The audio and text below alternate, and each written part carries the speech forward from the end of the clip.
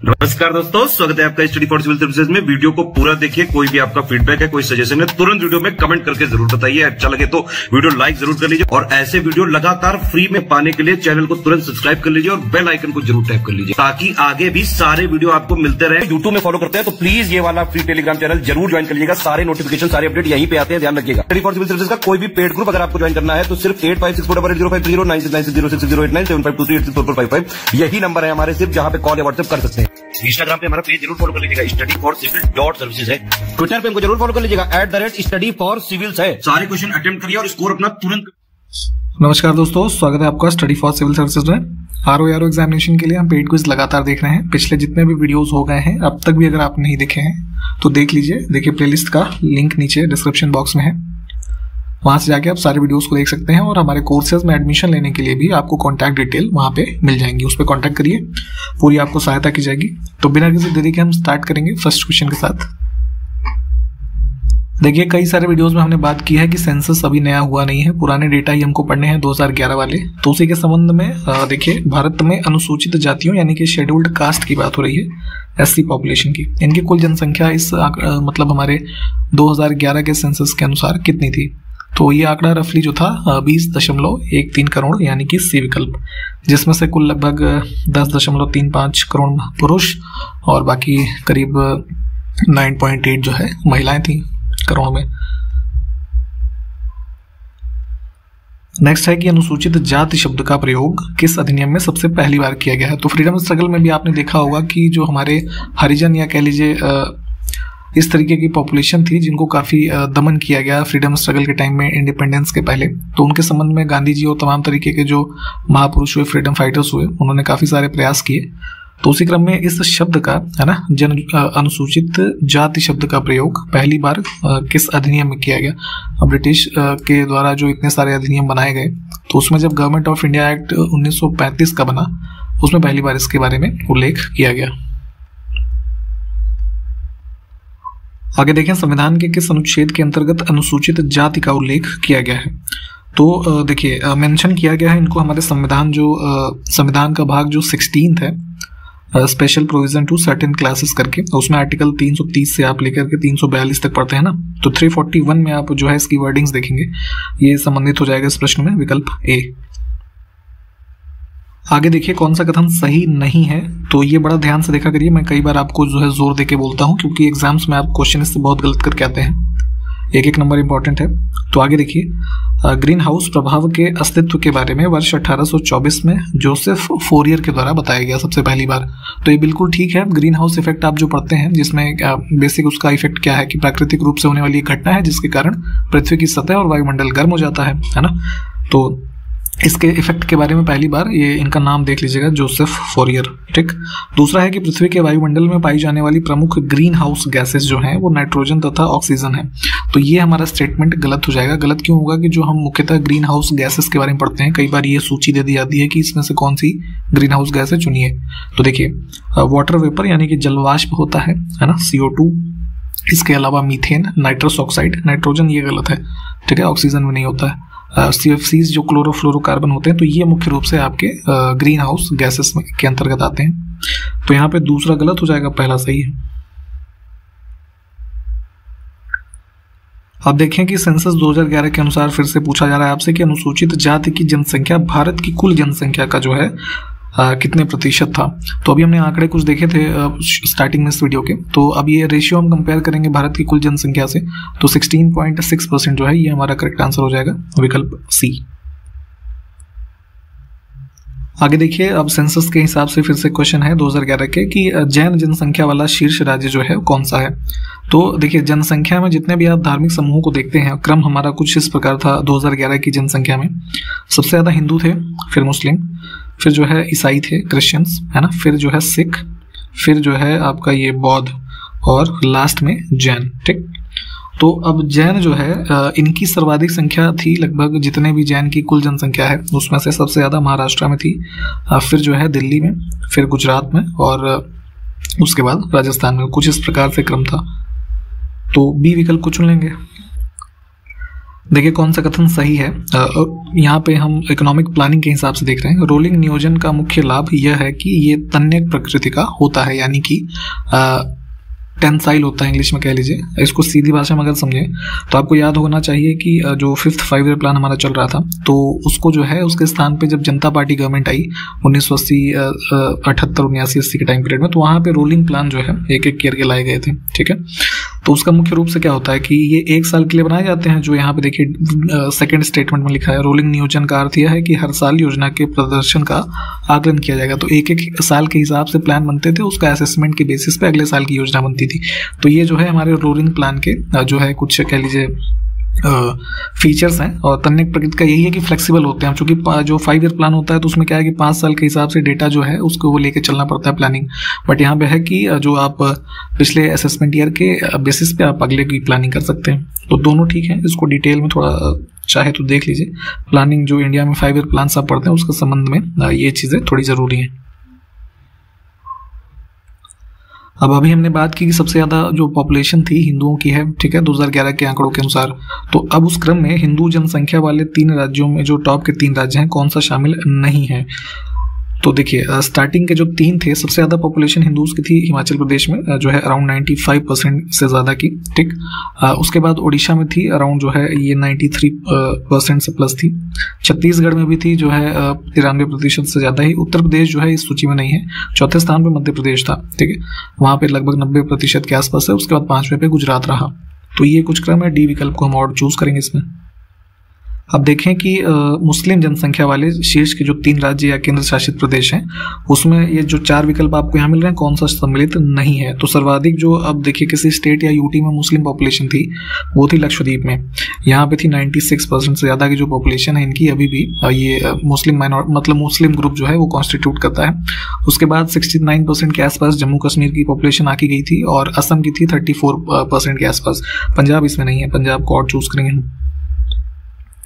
फिर से 2 कथन है, कौन सा सही है देख लेते हैं। अरुणाचल प्रदेश नागालैंड में कोई अनुसूचित जाति नहीं है। ठीक, तो ये शेड्यूल्ड कास्ट की बात हो रही है। तो यहाँ पे ये 2 के अलावा अंडमान निकोबार आइलैंड्स जो है लक्षद्वीप, इनमें जो है रिकॉर्डेड नहीं की गई कोई भी शेड्यूल्ड कास्ट 2011 के सेंसस में। ये कथन हमारा बिल्कुल जो है ठीक है। अगला है पुडुचेरी चंडीगढ़ में अनुसूचित जनजाति पाई जाती है। तो ये हमारा कथन इसलिए गलत हो जाएगा क्योंकि जब 2011 के आंकड़ों में पुडुचेरी जो हो गया, चंडीगढ़, इसके अलावा ये आपका दिल्ली, हरियाणा, पंजाब, ठीक है, इन सब में जो है ये शेड्यूल्ड ट्राइब जो है इनकी पॉपुलेशन एकदम जो है रिकॉर्ड नहीं की गई। मतलब यहाँ पे ऐसी पॉपुलेशन नहीं पाई जाती है। तो सही सिर्फ पहला है।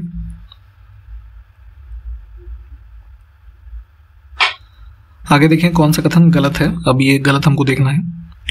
2 स्टेटमेंट है। पहला है मौसम की चरम दशाओं की बारंबारता से कृषि क्षेत्र जो है सर्वाधिक प्रभावित होता है। तो जाहिर सी बात है, मौसम खराब होता है, सबसे ज्यादा फर्क जो है कृषि को ही पड़ता है। फसलें खराब हो जाती हैं, है ना, आंधी तूफान आता है, बारिश ज्यादा हो जाती है।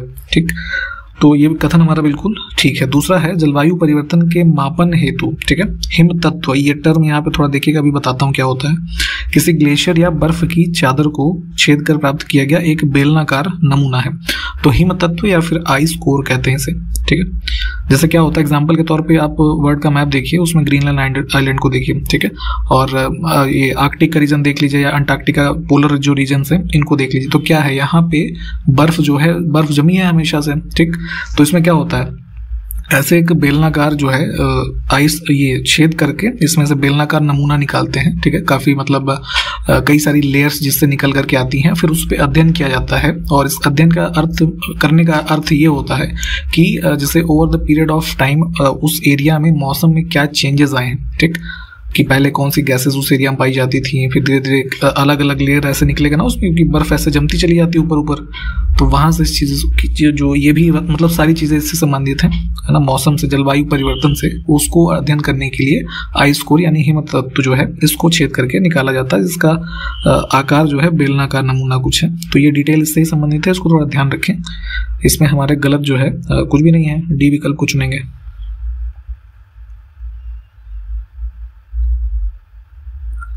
इसमें फिर से देखिए सही नहीं है कौन सा कथन। तो वायुमंडल में उपस्थित ग्रीन हाउस गैसेस जितनी अभी हमने ऊपर भी बताई थी आपको, तो उसमें सर्वाधिक सांद्रण जो है मीथेन का है। मीथेन नहीं, जो है CO2 का होता है। ठीक, तो ये हमारा गलत हो जाएगा। दूसरा है कार्बन डाइऑक्साइड का उत्सर्जन मुख्यतः जीवाश्मी ईंधन से होता है, ठीक है। तो जीवाश्मी ईंधन के रूप में आप जैसे ये ले लीजिए ऑयल, है ना, गैसेस ले लीजिए, या फिर कोयला ले लीजिए, है ना, इनके दहन से इसका उत्सर्जन मुख्य रूप से होता है। तो ये कथन ठीक है। पहला जो है CO2 उसमें भी होगा, तो पहले को हम गलत करेंगे।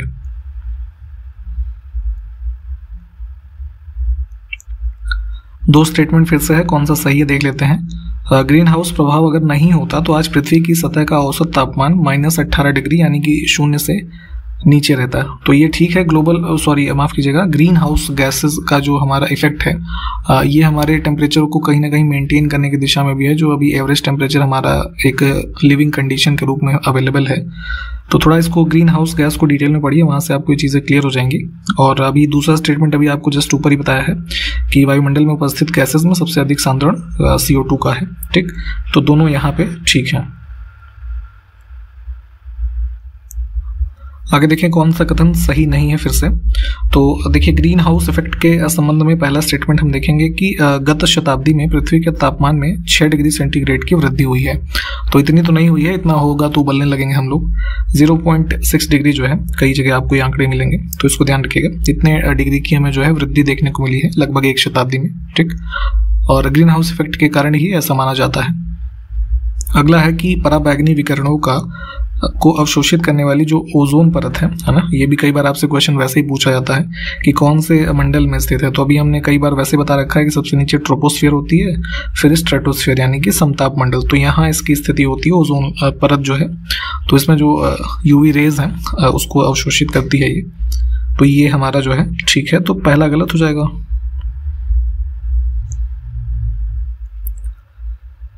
इसमें देखिए कौन सी एक ग्रीन हाउस गैस नहीं है।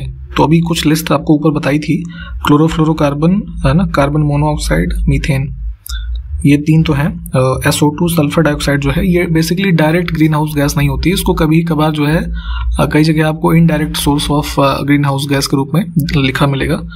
तो इसको जो है और हम चूज करेंगे। दो कथन फिर से है, कौन सा सही है देख लेते हैं। तो भारत में गणतांत्रिक न्याय के भाग के रूप में आर्थिक नियोजन का पहला प्रारंभिक विचार 1938 में नेताजी सुभाष चंद्र बोस ने रखा था। तो देखिए इंडिया में प्लानिंग के बारे में, इकोनॉमिक प्लानिंग की अगर हम बात करें तो फ्रीडम स्ट्रगल के टाइम पीरियड में ही, जब जैसे ये हरिपुरा सेशन 1938 का है जिसमें अध्यक्ष भी थे ये सुभाष चंद्र बोस जी, तो उन्होंने सबसे पहले वहाँ पे जो है ये भौतिक विज्ञानी थे मेघनाथ साहब, है ना, उनके समक्ष ये एक तरीके का प्लान रखा कि इंडिया में जो है प्लानिंग किस तरीके से एक मजबूत शासन के लिए, है ना, मतलब लाभदायक सिद्ध होगी। तो आगे चल करके इसी में आप पढ़ेंगे हिस्ट्री में, मॉडर्न हिस्ट्री जब पढ़ेंगे तो उसमें राष्ट्रीय योजना आयोग जो है उसकी स्थापना कांग्रेस के द्वारा वहाँ पे उसके संबंध में राष्ट्रीय योजना समिति एक जो है उसको गठित किया गया। आगे चल करके वही जब इंडिपेंडेंस होती है तो योजना आयोग का रूप लेता है। तो उसी के संबंध में है कि पहला विचार यहाँ पे ये सुभाष चंद्र बोस जी से संबंधित था, तो ये कथन ठीक है। दूसरा है कि गांधीवादी योजना का विचार श्रीमन नारायण अग्रवाल ने रखा था। तो इकोनॉमिक प्लानिंग के रूप में ही जो है ये भी था, मतलब एक सामान्य सी एक योजना थी जो कि एक व्यक्ति थे, इसमें महाराष्ट्र के कोई कॉलेज के प्रिंसिपल थे ये श्रीमन नारायण अग्रवाल। तो इन्होंने गांधीवादी योजना जो है प्रस्तुत की थी। नाम ये गांधी जी ने दिया नहीं था, ये चीज़ ध्यान रखिएगा। तो इकोनॉमिक के ही संबंध में था, इकोनॉमिक प्लानिंग में। तो ये भी चीज़ें कई बार पूछी जाती हैं, तो दोनों ठीक हैं। इसका वर्ष भी जो है 1944, चाहे तो ये याद रखें, दोनों ठीक हैं।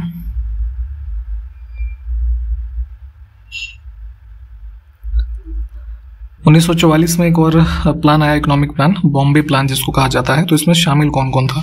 तो ये भी जो है इसमें मुख्य रूप से इसका उद्देश्य था, इस प्लान का, बॉम्बे प्लान या बम्बई योजना कहते थे इसको, 15 वर्षों में प्रति व्यक्ति आय जो है उसको दुगना करने का लक्ष्य था। तो इसको शुरू करने वाले जो उद्योगपति थे कुल लगभग 8 लोग थे, जिसमें यहाँ दिए हुए विकल्पों में देखें पुरुषोत्तम दास ठाकुर, जॉन मथाई, GD बिरला, इसके अलावा जैसे लाला श्रीराम थे और JRD टाटा, अर्देशील दलाल करके थे एक लोग, है ना, AD श्रॉफ। तो ये सब लगभग ऐसे इतने 8 लोगों ने इसको जो है दिया। हालांकि जो है एक्सेप्ट नहीं किया गया था जवाहरलाल नेहरू के द्वारा, बट इस प्लान के कुछ जो चीज़ें थी वो बाद में इन्होंने इंक्लूड किया, अलग अलग जो प्लान्स थे। तो 1 to 4 करेक्ट होगा। ऐसी भी चीज़ें जो कि नाम दे करके पूछी जाती हैं, तो इसलिए इनको पढ़ना ज़रूरी है। पहले Bahrain para badminton international 2022 championship में भारत ने कुल कितने पदक जीते हैं? तो पैरा एथलीट्स जो होते हैं उनका बैडमिंटन का पहला इंटरनेशनल चैंपियनशिप जो बहरीन में आयोजित किया गया, मनामा बहरीन में, मई 2022 में। तो इसमें भारत ने कुल जो है 23 पदक जीते थे, है ना। विकल्प सी करेक्ट हो जाएगा, जिसमें से 7 जो है गोल्ड मेडल्स थे। अब पैरा शूटिंग विश्व कप 2022 का हुआ जो है, तो इसमें किसने 10 मीटर एयर राइफल स्टैंडिंग में स्वर्ण पदक जीता? तो टोक्यो में पैरालंपिक विजेता जो थी अवनी लेखरा, है ना, तो इन्होंने इसमें जीता था आपका 10 मीटर में जो है गोल्ड मेडल। पुरुष हॉकी एशिया कप 2022 में भारत ने किस देश को हरा करके कांस्य पदक जीता? तो इंडिया ने हरा कर जीता था कांस्य पदक जापान को। विकल्प हम सी को चुनेंगे, ठीक है। और इसमें जो है ये साउथ कोरिया जो है वो विनर था इसका, यानी गोल्ड मेडल। और मलेशिया रजत पदक। अंडर 17 एशियाई कुश्ती चैंपियनशिप में किस देश की महिला कुश्ती टीम ने एशियाई चैंपियनशिप का खिताब जीता? तो ये वाला आयोजन हुआ था आपका जो है ये किर्गिस्तान में, और भारतीय टीम इसमें जीती थी। ध्यान रखें, विकल्प सी। कौन सा कथन सही है? टेनिस प्रतियोगिता फ्रेंच ओपन 2022 का पुरस्कार राफेल नडाल ने जीता है। तो टेनिस का ये जो आयोजन होता है फ्रेंच ओपन, मई से जून के बीच में हुआ था फ्रांस में। तो इसमें पुरुष में जीते थे राफेल नडाल, ये बात ठीक है पहला। दूसरा है कि राफेल नडाल ने 16वीं बार फ्रेंच ओपन का खिताब जीता है, तो ये गलत है, 14वीं बार इन्होंने जीता था, है ना। और इसमें बात करें जो है हारने वाले की, तो हाँ वो थे कैस्पर रूड, ठीक है, ये भी नाम ध्यान रखिएगा। तो यहाँ पे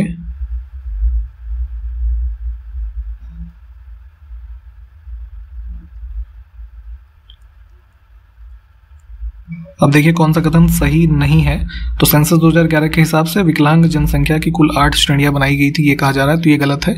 7 श्रेणियां थी जो अलग अलग अंगों से संबंधित या प्रकार के विकलांग होते हैं भारत में।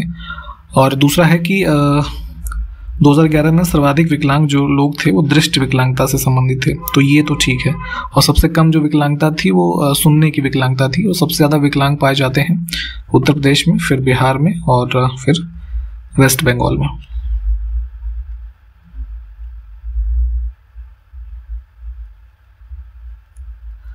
कौन सा कथन इसमें सही है? पहला है कि मृदा के आवरण का विनाश मृदा अपरदन कहलाता है। तो ज्योग्राफिकल टर्म जो आप इरोजन का पढ़ते हैं, ये उसके संबंध में अपर ये जो लेयर होती है उसकी सॉइल की, है ना, तो आवरण ये है, इसका विनाश क्या कहलाता है? अपरदन। और अपरदन से सर्वाधिक प्रभावित क्षेत्रों में चंबल एवं यमुना नदियों का जो उत्खात भूमि क्षेत्र है ना। तो ये आप जैसे मैप में इसको देखेंगे ना कि जो चंबल और यमुना नदी से संबंधित ये बुंदेलखंड और ये सब के जो रीजन है, सबसे ज्यादा अपरदन इन्हीं क्षेत्रों में होता है। तो उपयुक्त दोनों जो है ना करेक्ट है।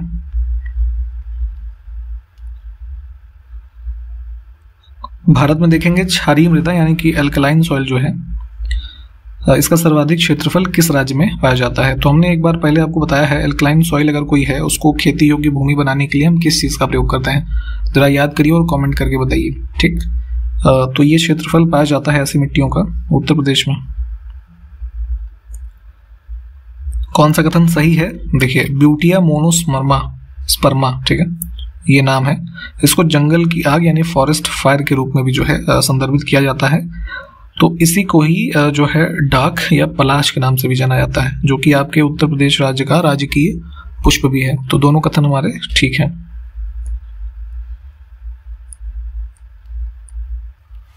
बता ही दिया गया आपको ये अभी पे, बी विकल्प करेक्ट हो जाएगा। G20 शिखर सम्मेलन 2023 कहाँ पर आयोजित किया जाएगा? तो अभी बाली में लास्ट हुआ इंडोनेशिया में, और अध्यक्षता भारत को मिली है 2023 वर्ष के लिए, और इसका आयोजन जम्मू कश्मीर में होगा। एक इंटरनेशनल डायलॉग होता है शंग्रीला, तो इसका 19th एडिशन जो है 2022 कहाँ पे आयोजित किया गया है ये बताना है। तो लगभग 42 देशों ने इसमें पार्टिसिपेट किया था, है ना, सिंगापुर में।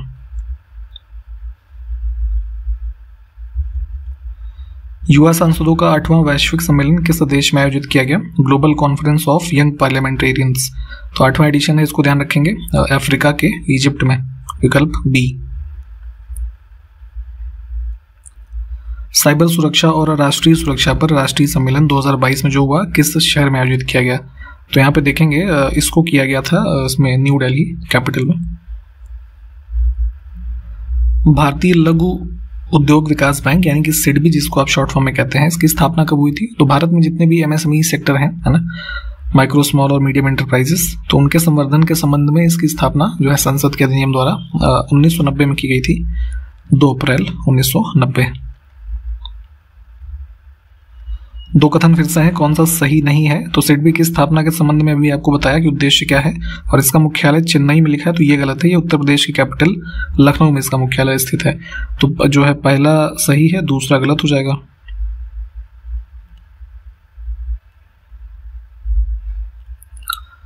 अब देखिए फिर से दो कथन है, कौन सा सही है देख लेते हैं। ऊंचाई बढ़ने के साथ हिमालय पर्वत श्रृंखला में उष्णकटिबंधीय वनों से टुंड्रा में पाई जाने वाली प्राकृतिक वनस्पति पाई जाती है।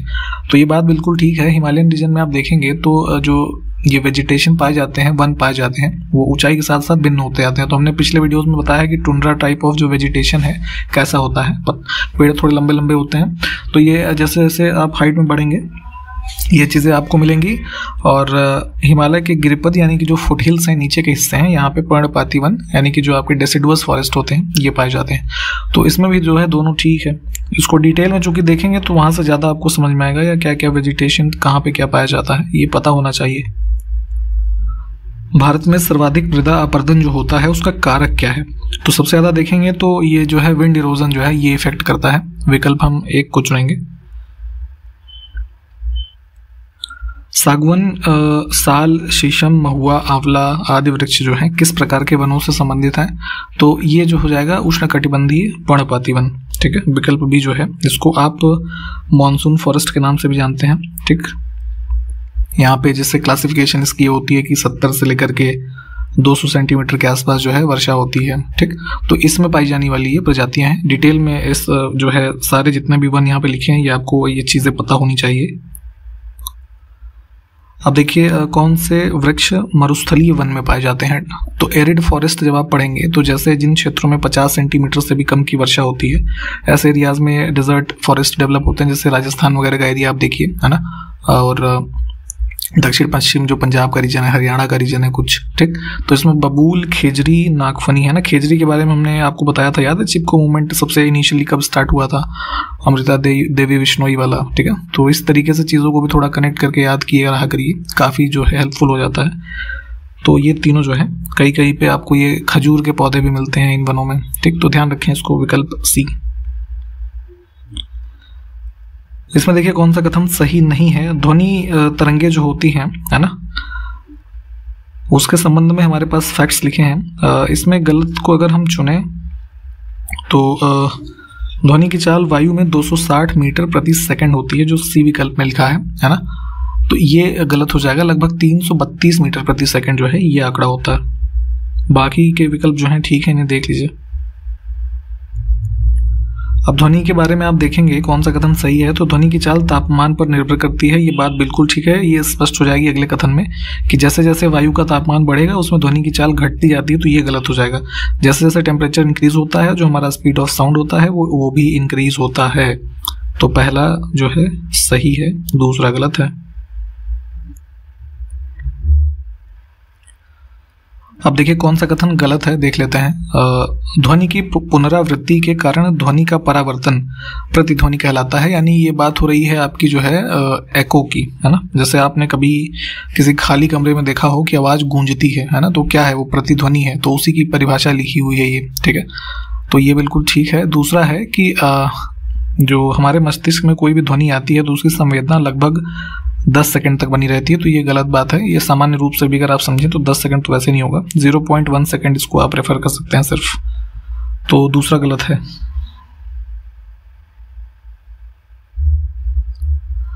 विश्व स्वास्थ्य संगठन यानी WHO के अनुसार किसी नगर के लिए कितने डेसिबल तक की ध्वनि को कर्णप्रिय मानवीय होना चाहिए। यहाँ पे माननीय हो गया है, ठीक है। मानवीय स्वास्थ्य के लिए सर्वाधिक सुरक्षित बताया गया है। तो शहरों में देखेंगे इन्होंने रेफर किया है कि लगभग 45 डेसिबल, चूंकि हम डेसिबल में मापते हैं ना इसको, तो 45 जो है ये आपका सुरक्षित है आपके कानों के लिए, ऑडिबल साउंड जो है। जो हमारा रीजनल एक ग्रुप है ब्रिक्स है ना, ब्रिटेन नहीं सॉरी माफ कीजिएगा, ब्रिटेन नहीं, ब्राज़ील, रशिया, इंडिया, चाइना और साउथ अफ्रीका। ठीक, तो इनका अभी जो 2022 में सम्मेलन हुआ 14वां था, तो चाइना की अध्यक्षता में हुआ और वही शी जिनपिंग जो है उनके प्रेसिडेंट, इनकी अध्यक्षता इन्होंने की, जून 2022 में हुआ था। 48वां G7 शिखर सम्मेलन जो है किस देश में आयोजित किया गया? तो 2022 में 48वां जो ग्लोबल सबसे बड़ी 7 इकोनॉमीज है उनका एक समूह है G7, इनका सम्मेलन हुआ था जो है जर्मनी में, और इसमें भारत ने भी जो है एक गेस्ट कंट्री के रूप में पार्टिसिपेट किया था क्योंकि इंडिया इसका मेंबर नहीं है। और नेक्स्ट ईयर जो 2023 में इनका सम्मेलन होने वाला है वो जापान में होगा। ठीक है, हिरोशिमा में। इसको भी ध्यान रखिए, बी विकल्प को चुनेंगे और इसी प्रश्न के साथ इस वीडियो को समाप्त करेंगे। सारे क्वेश्चंस देख लें, जो संबंधित चीजें हमने देखी हैं उसके बारे में अपने नोट्स में डिटेल में पढ़िए। कंटिन्यू करते हुए आगे मिलेंगे, तब तक के लिए नमस्कार, जय हिंद।